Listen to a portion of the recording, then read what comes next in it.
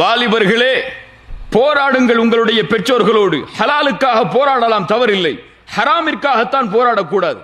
ஹலாலுக்காக எதையும் தியாகம் செய்யலாம்.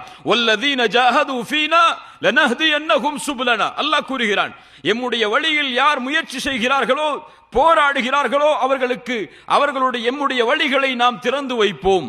ஹலாலில் நீங்கள் முயற்சி செய்தால் அல்லாஹ் ரப்புல் ஆலமீன் அந்த வழியை திறந்து வைப்பான். உங்கள் பெற்றோர்களோடு போராடுங்கள்.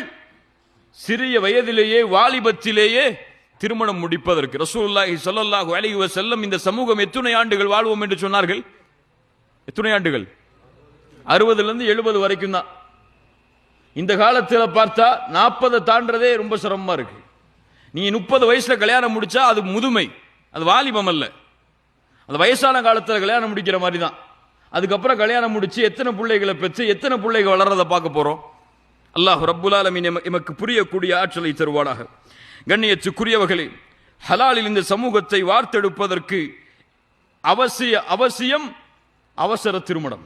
ஆண்களுக்கும் சரி பெண்களுக்கும் சரி, வயதை அவர்கள் அடைந்து விட்டால், செல்வத்தாலும் உடலாலும் சக்தியை பெற்றுவிட்டால், பெற்றோர்கள் மீது பெண்களாக இருந்தால் பெண்களுடைய பெற்றோர்களாக இருந்தால் அவர்கள் மீது கடமை, வாலிபர்களாக இருந்தால் உங்கள் மீது கடமை திருமணம் முடிப்பது. கடமை, வாஜிபது. சக்தி இருந்ததற்கு பிறகும் திருமணத்தை தாமதப்படுத்தி ஒருவன் தவறான பழக்கத்திலே செல்கிறான் என்றால் அது ஹராம். அவன் வாஜிபை தவற விடுகிறான், அல்லாஹ்வின் சட்டத்தை தவற விட்டதாக ஆகிவிடும். அல்லாஹ் ரப்புல் ஆலமீன் நம்மை சீர்படுத்துவானாக.